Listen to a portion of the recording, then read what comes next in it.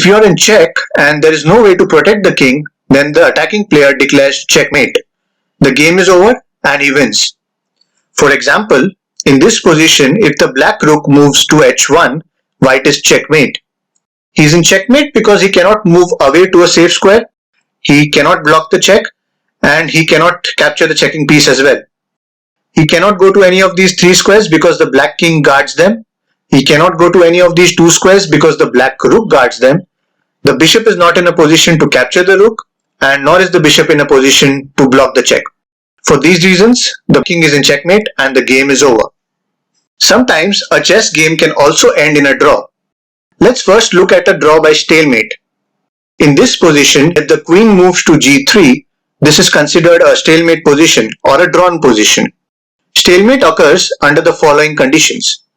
It's your turn to move, your king is not in check, and you have no legal moves for any of your pieces.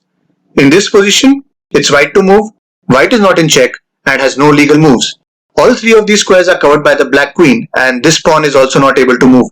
This is an example of a stalemate position. Now the game can also be drawn by insufficient material. If it's a king and a knight versus a king, there's no way to win and the game is drawn. Similarly, if it's a king versus a king and a bishop, this too is a draw. And of course, if we are down to just king versus king, the kings cannot move next to each other and the game is a draw.